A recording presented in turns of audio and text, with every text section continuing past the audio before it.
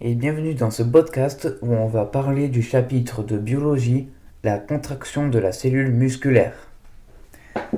Les muscles squelettiques sont les acteurs des réactions motrices volontaires et certains réflexes. Ces muscles sont attachés aux os du squelette par des tendons. La contraction de ces muscles squelettiques est commandée par les centres nerveux, le cerveau et la moelle épinière, qui leur transmettent des messages par l'intermédiaire de neurones moteurs. La contraction des muscles entraîne leur raccourcissement. Ils se tirent alors sur les os auxquels ils sont rattachés, ce qui entraîne un mouvement autour des articulations. Nous allons voir ici comment s'explique la contraction d'un muscle squelettique au niveau cellule et intracellulaire. Grand 1. Structure et ultrastructure du muscle squelettique. Le ventre du muscle est constitué de plusieurs faisceaux.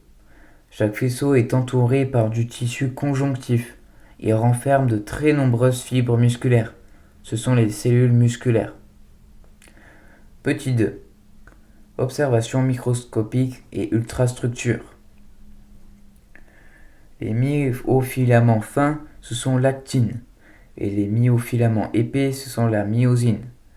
Ainsi, on peut faire le bilan que le ventre est plus grand que le faisceau, qui est plus grand que les fibres, qui représentent les cellules, qui sont plus grandes que les myofibrilles et plus grands que les myofilaments.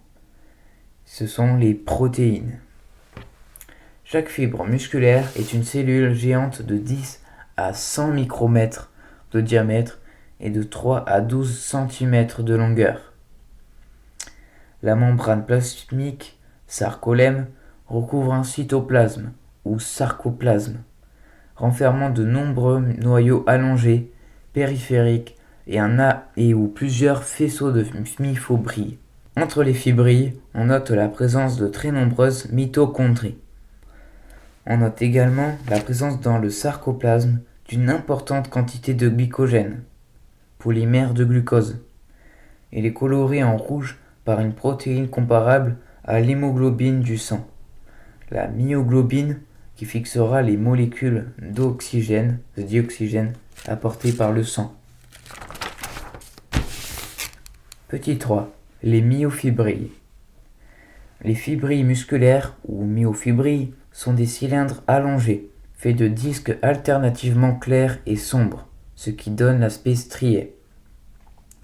Chaque disque sombre ou disque A présente dans son milieu une bande plus claire, dite bande H.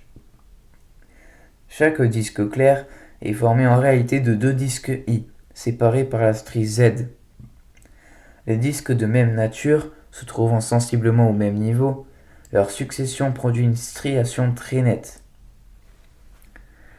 Petit 4. Les myofilaments. Il existe de principaux types de filaments.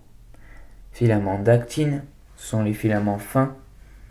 Ils sont composés entre autres d'un assemblage de protéines globulaires d'actine, organisées en deux chaînes enroulées l'une autour de l'autre. Il y a également les filaments de myosine, des filaments épais. Ils sont composés de molécules de myosine, accolées les unes aux autres, avec les têtes orientées vers l'extérieur, pour permettre la liaison aux filaments d'actine. Les filaments fins sont intercalés entre les filaments épais, formant des sarcomères. Les myofibrilles sont formées d'une succession de sarcomères, chacun limité par deux stries Z. L'actine rentre dans le cœur du sarcomère et le muscle se raccourcit lors de la contraction musculaire.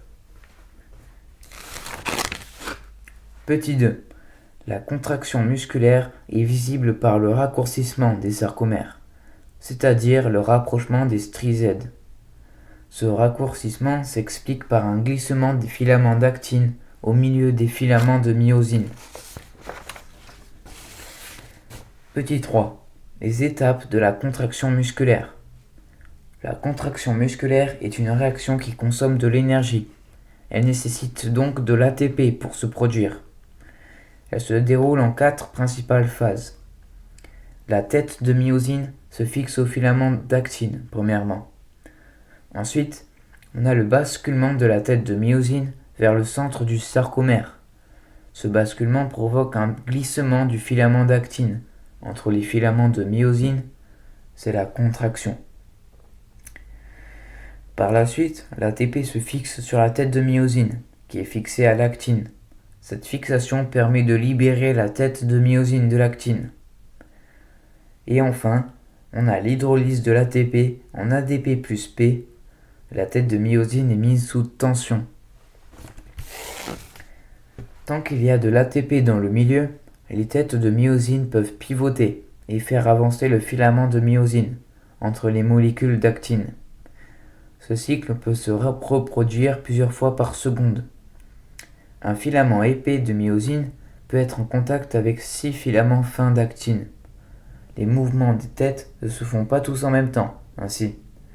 Pendant toute la durée de la contraction, les filaments d'actine sont toujours reliés à un filament de myosine par quelques têtes, ce qui leur empêche tout glissement en arrière.